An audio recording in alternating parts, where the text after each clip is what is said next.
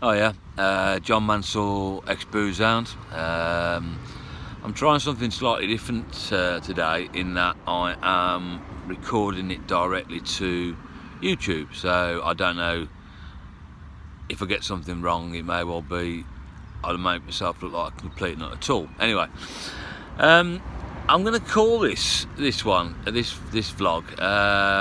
Fear of the Unknown.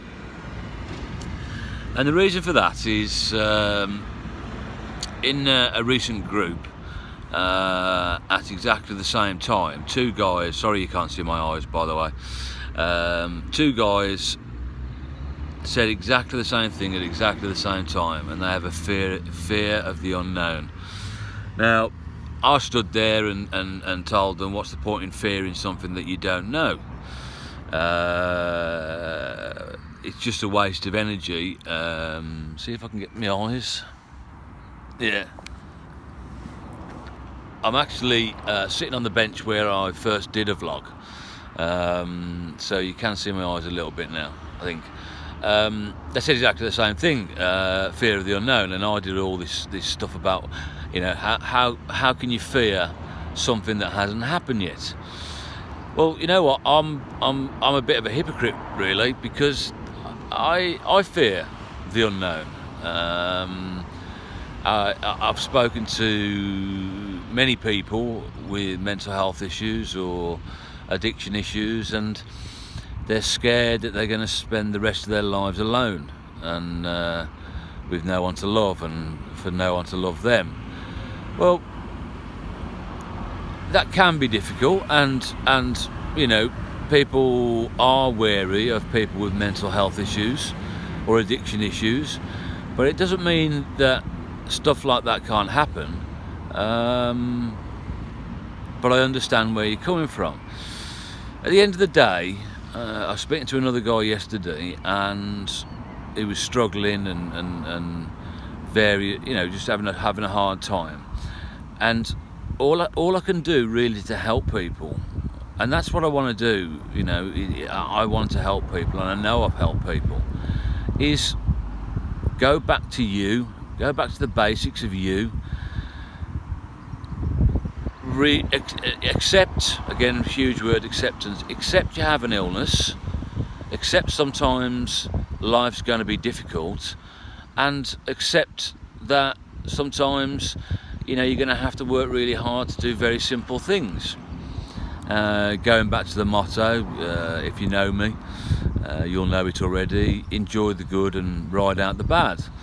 We know in life with mental health issues, and you normals out there as well, that there are going to be times that aren't brilliant. But what we're going to do, are we just going to sit behind doors and be scared to go out into the world? Well, I'm not, and nor should you. You know, you've got to ride those times out. You've got to pick your battles. You've got to work out whether you have got an episode coming on, or maybe a bit of psychosis, or anxiety, or depression, or, and I do this myself, and I bet you do too, you're just feeling sorry for yourself. You know, I could sit here and, well, no, I will say, you know, I'm obviously on benefits. I have a letter from my psychiatrist that I had to take to see the DWP the other week, stating that I'm not fit for work. I don't like that, but I have to accept it, because the chances are, if I was to go back to work, I would very, very quickly end up in a complete mess again. So, if you do fear that you're going to be alone for the rest of your life, or if you are scared of the unknown, bring yourself back to today. You know, today is the only day that really counts, and you can only do what you can do to get through today.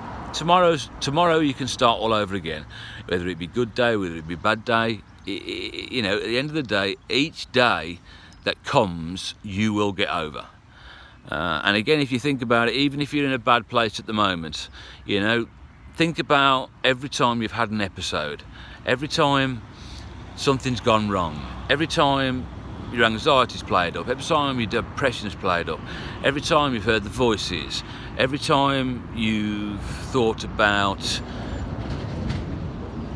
what a waste of space you are, every time you think about the fact that you're not part of the real functioning society, every time you've been manic, every time you've done something stupid, every time you've fallen off the wagon and had a drink, you know, at the end of the day, or had some drugs, at the end of the day, we keep moving forward, we keep going forward, and don't beat yourself up so much, because if you look back, every time you've had issues, you've got through them, and you're still here, and you're here because you're strong, and you're here because you're like me, you're a warrior. I know that sounds a bit, you know, but we fight against our illnesses, and you should be proud of yourself. So if you're watching this now and you haven't left the house for a few days, bloody get out there, get a bit of sunshine on your skin, even if it's just a quick walk around the block, you know, make some effort, move forward, because if we don't accept our illness, if we don't try and do something about our illness, we've got absolutely no chance. You know, it's really important that we accept the illness, but it's also really important that we own our own illness and know nobody's going to fix us.